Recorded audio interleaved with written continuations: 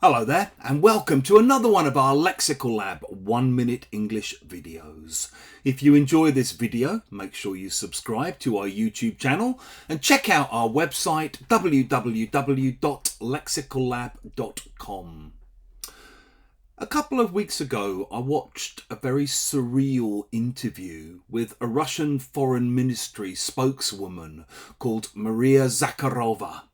And in this interview, she was asked how Russians should respond if friends of theirs from other countries try to tell them that the country has become like the land depicted in George Orwell's 1984.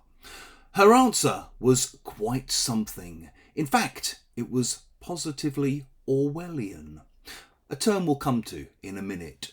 She said, actually, in the interview, that it was a mistake to assume that George Orwell had been writing about the USSR or about totalitarianism, and that in fact he'd really been writing about the society that he lived in himself, the UK, and he'd been writing about the disasters that would be caused by the end of liberalism, where, I quote, people can be cancelled, a reference to one of the Russian government's favourite bogeymen, cancel culture.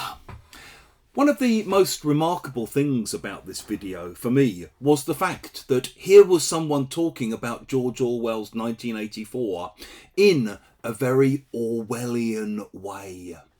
We often use the adjective Orwellian to describe a kind of dystopia, to describe a situation or a country or a context where the government tries to control every aspect of people's lives, and also where disinformation is king, a world where war is peace, where freedom is slavery, where ignorance is strength, and where 1984 isn't about the USSR at all, it's about the UK. One strange thing about the adjective Orwellian is that it's the only time I can think of the name of a writer being used with an IAN on the end, because often we might talk about a situation, for example, being Kafkaesque, or you might talk about someone's style being Hemingway-esque. If a musician or a band sounds a bit like the Beatles or Nirvana, for example, they might be called Beatle-esque or Nirvana-esque.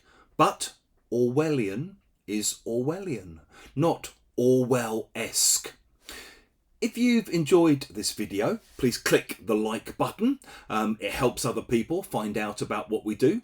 Share it with your friends, your students, your colleagues, and in the comments section below, we'd love to see examples of things that you think are Orwellian.